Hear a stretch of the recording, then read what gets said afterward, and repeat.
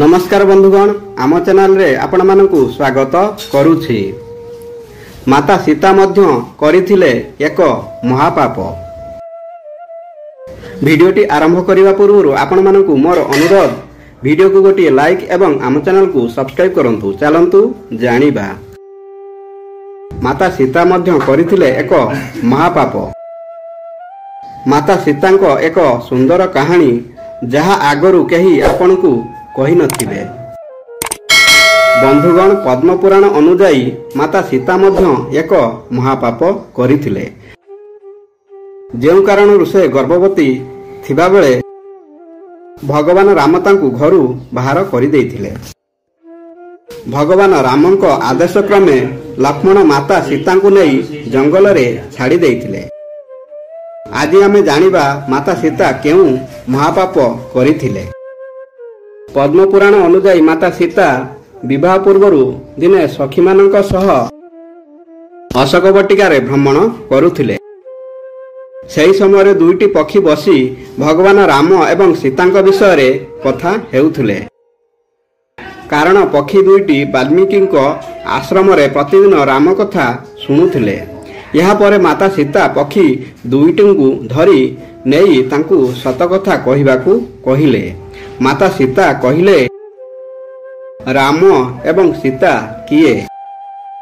यहाँ पर पक्षी दुईटी कहिले, आमे महर्षि वाल्मीकि आश्रम रे रहू एवं से राम कथा सुनांती जहा आमे सुनी थाऊ। यहाँ पर पक्षी दुईटी भगवान रामंक गुणगान करिबा सह तांक विषय रे सबु कहिबाकू लागिले। यहाँ पर देवी सीता पक्षी को सुनार पंजुरी रे रहिबाकू कहिले, किंतु पक्षी कहिले, आमे जंगल रे उड़ी थाऊ, केबे भी पंजुरी भितरे रही पारिबुनी। यहाँ पर देवी सीता निर्दय होई पक्षी को पंजुरी भितरे भर्ती करिदेले। सेही समय माँ पक्षीटी गर्भवती थिला। दुहे कांदिबारु माता सीता पुरुष पक्षी को छाड़ीदेले, किंतु माँ शुआ पक्षी को छाड़िले नाही।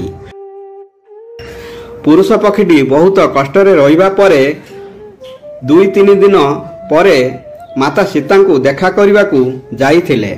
आउ सेठारे देखिले माँ शुआ पक्षीटी मरी जाइछि। यहाँ पर कांदी कांदी पुरुष पक्षीटी कहिला, मो स्त्री जेमिति गर्भवती थिबा समय रे मो ठारू अलगा हला, तुमे मध्य सेमिति गर्भावस्था समय रे तुम स्वामी ठारू अलगा होई दिबो।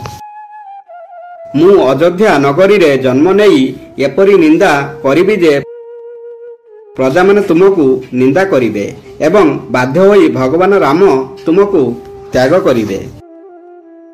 एही परी पुरुष पक्षीटी माता सीतांकु अभिशाप देई प्राण त्याग करिला। यहाँ पर शुआ पक्षीर पुनर्जन्म धोबा परिवार रे अयोध्या रे हेला। जेबे भगवान राम रावण को मारी माता सीता को उद्धार करिले, माता सीता अग्नि परीक्षा देइथिले।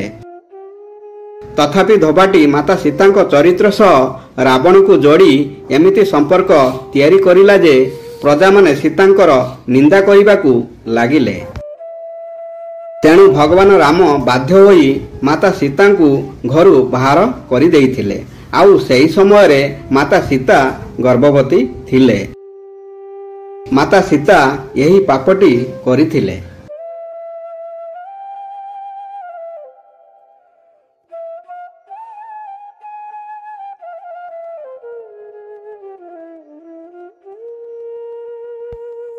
बंधुगण, वीडियोटी भल लागिले वीडियो को गोटे लाइक एवं आम चैनल को सब्सक्राइब करने को भूलिबेनी।